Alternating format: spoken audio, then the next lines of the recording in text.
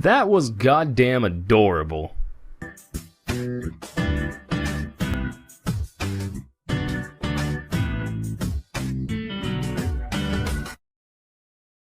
Hello everybody, my name is Meisterbloo, and today I took a look at the first episode of Kuma Miko. And right off the bat, I saw at the very beginning of this, 3 title sequences pop up that, one after another, I was like, oh, cool, awesome! It was Media Factory, Kadokawa Movies, and Funimation.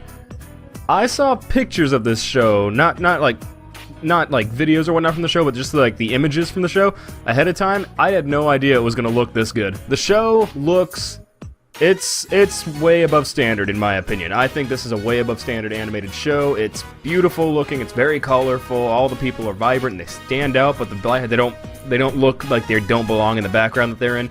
It's a really fantastic looking show. The premise follows this girl who works at a shrine in this village that has this ancient history dealing with bears because they live way up in the mountains, and apparently she talks to this bear who also lives there. And this is a huge grown bear, not just a tiny little thing. It's amazing. It's so cool. It's this huge bear. He's got this deep voice and he just speaks directly to everybody, and they all understand it. So it's not just a situation where she's the only one who can understand. Everyone knows what language this bear is speaking. And in a way, this show almost has like an A and B story thing, at least in this first episode, where the first half of the episode is one particular story and the other half is another thing, but they are tied together pretty neatly. The first part is that the girl is talking to the bear about how she wants to go to school in the city, and the bear is like, no, you can't do that, no. And so he does this all crazy stuff. He puts her through a quiz and everything, and just basically makes her try and think she wouldn't survive. It's very, very Jungle Book, and I love the Jungle Book, so this was a really fun part of the episode. The other part follows who I'm guessing is her cousin, I think that's what they said, and he teaches the cultural history of this place to children, and so he brings children up and talks to them about the history in a little too adult detail. A little creepy there. And then he brings the bear out to scare them and make them see like, oh yeah, the bear can talk and whatnot, and then threatens that they can't tell anybody outside the village. Of course the kids are gonna tell people outside the village. So this first episode really sets up this nice little dynamic going on, where we have like this shrine maiden girl, the bear that she's always talking to, and her cousin, who basically uses her and the bear as like an advertisement for teaching culture to children. Animation-wise, like I said before, this show looks beautiful. It looks really, really nice. The characters stand out. The backgrounds, at least in the forest, I didn't notice it as much inside the buildings and whatnot, but in the forest, near the beginning of the show, the background looked like something out of a storybook. It looked beautiful.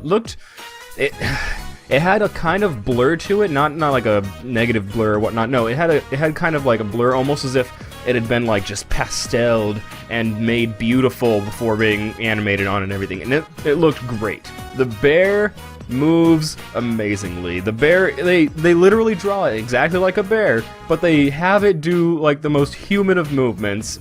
And it's great to see a bear doing all this stuff. It's just straight callback to Baloo the bear, and I love it. The music was fun too. It had, at the very beginning, the opening of this show, really good, really awesome, because the whole thing was a city in twilight, and all you hear is a like single flute just playing in the back, and then the opening happens, and the opening it was actually really nice. It was interesting. It wasn't the typical type of anime opening. It felt like it could be, but because the singer actually had a very unique voice, it sounded like its own separate thing from like you could pick this one out of a group, and I liked that.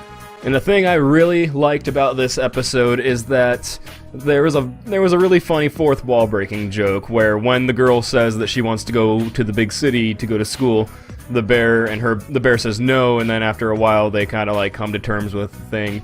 And they both have like flashbacks of them growing up, because apparently they grew up together, and the girl has all these flashbacks and it's all nice, and the bear has a flashback that's like 4 times longer than the girl's, and she basically is like, hey, your flashback's going a bit too long. And that was just that caught me off guard, and I loved it. I laughed a lot. So yes, Kuma Miko. I will definitely be checking out more of this. I seem to be a fan of a lot of things that belong to Kadokawa, so no surprise, I'm liking this one too by episode 1, so yes, I will see you back with episode 2 when it is out, and look for more videos, because I got a lot more coming out this month. Thank you all for watching, and I will see you next time. Peace out. I